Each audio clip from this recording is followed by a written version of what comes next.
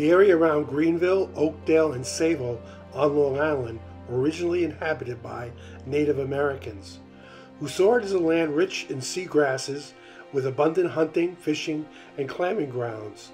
They were called the Algonquins, the Secatogue, the Connectquot, and other Native American tribes. They lived in loosely grouped communities. They fished and clammed in the bay and were whaling in the ocean.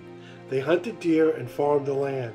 They also developed a pass system throughout the island that would later become the roads of the early settlers, some we still use today. The Europeans who arrived in the area had a vastly different perspective on land ownership and property rights, which often clashed with the Native Americans' view of the land as a living entity to be used rather than owned. Despite these differences, the Europeans negotiated land deals with the Native American peoples, often under false pretenses, and began to establish settlements in the area.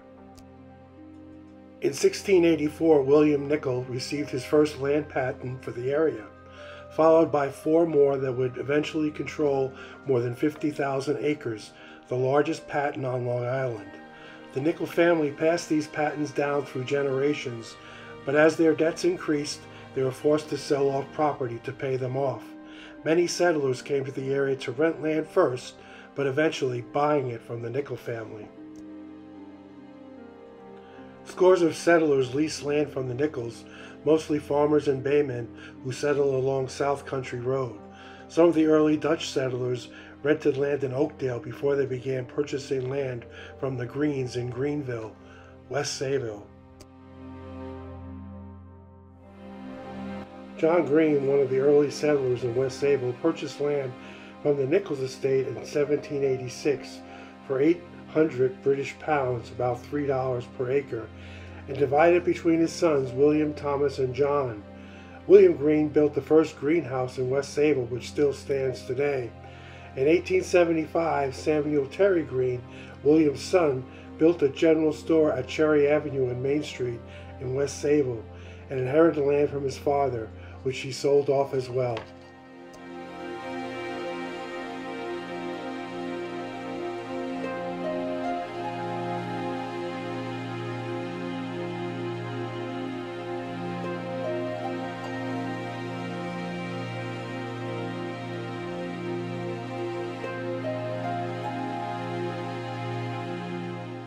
The 4 original Dutch settlers who settled around Greenville were Cornelius Haig, Bastian Brewer, Henry Hiddick, and Cornelius de Wall. They arrived in the area in 1848. Their reports of the opportunities in the areas prompted many more Dutch settlers to migrate to the area.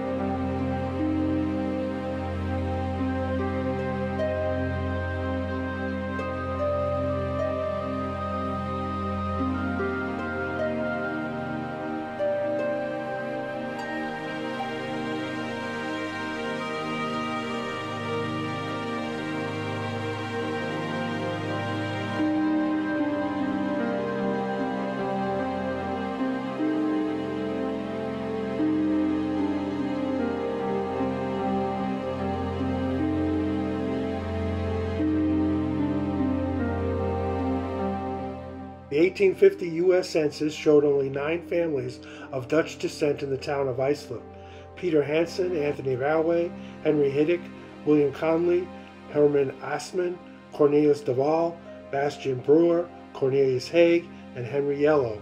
By 1880, it was estimated over 1,500 Dutch settlers had settled in West Sayville.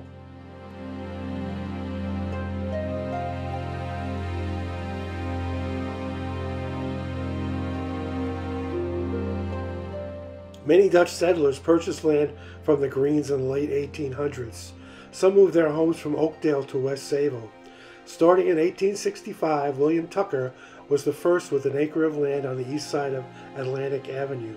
Bastian Brewer had set up an oyster house in Oakdale, and Heinrich Oker and many others followed. The oyster plants were forced out of Oakdale to West Sayville by the new rich landlords who were building their estates. As the area grew and expanded, they changed the name of Greenville to West Sayville after they discovered another Greenville existed in New York State.